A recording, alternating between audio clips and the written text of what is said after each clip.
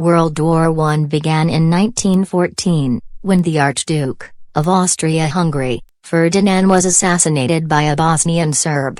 However, there were already problems present in Europe. Many of the larger countries had developed completely to their borders to the best of their abilities.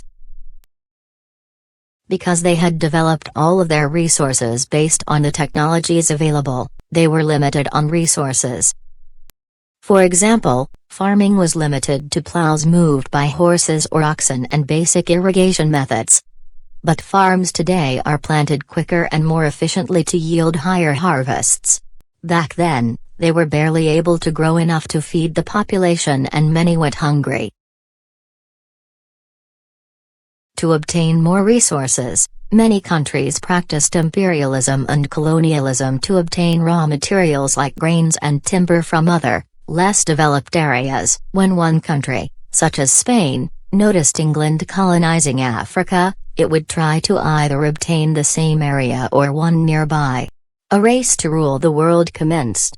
Countries like France, Germany, Austria, Russia, Spain, and England began strengthening their armies and navies to protect their colonies. Remember the term main? For the main causes of WWI, M is for militarism. They built up their armies and navies.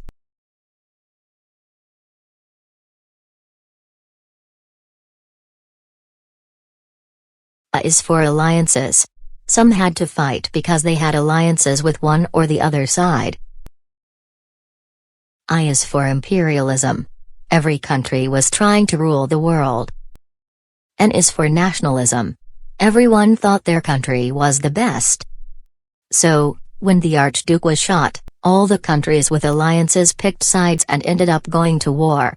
It was the Allies against the Central Powers. The Allied powers were Great Britain, Japan, Italy, Russia, France, Belgium, Serbia and Montenegro. The Central Powers were Germany, Austria-Hungary, Ottoman Empire, Turkey, and Bulgaria. Why did the US join the war? Doesn't seem like our fight, does it? Well, we didn't want to for 2 years. During that time, we practiced isolationism. We only concerned ourselves with our own affairs and tried to remain neutral. Remember the Lusitania? When the German U-boat sank it full of civilians, including 128 Americans. Then, they asked Mexico to declare war against us in the Zimmerman telegraph. We decided we could no longer remain neutral, and President Woodrow Wilson and the Congress enacted the Selective Service, which is the draft and Liberty bonds to support our troops. And George M. Cohen wrote over there to inspire both Americans and Allied troops. It also convinced young men and their families that it was honorable to join the military. Until we joined, the war was conducted in trenches without much movement. 17 months after we entered, it ended with the Armistice of Camden and then the Treaty of Versailles.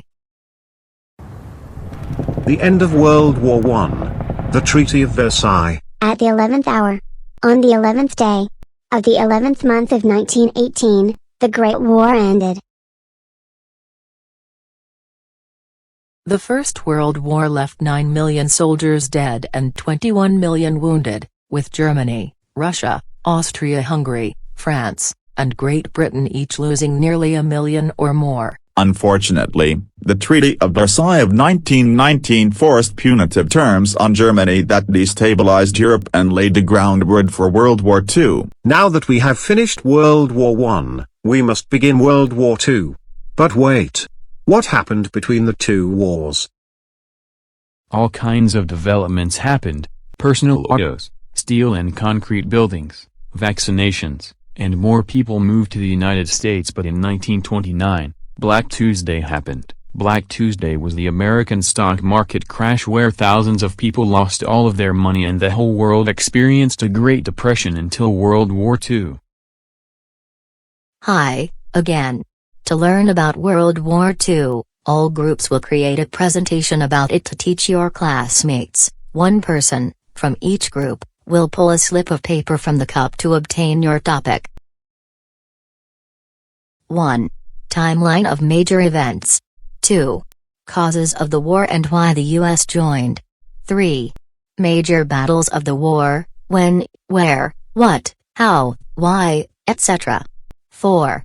Technological advances. 5. Parties of the war, maps and descriptions. 6. Homefront activities, what was going on for those at home. 7. Social changes that occurred during and because of the war. Each person must contribute one item or activity to the presentation. You can create quizzes, games, PowerPoints, or whatever you want to teach your classmates about your topic. Each person should go on to Nearpod and use this code to complete today's individual assignment, VKMSQ.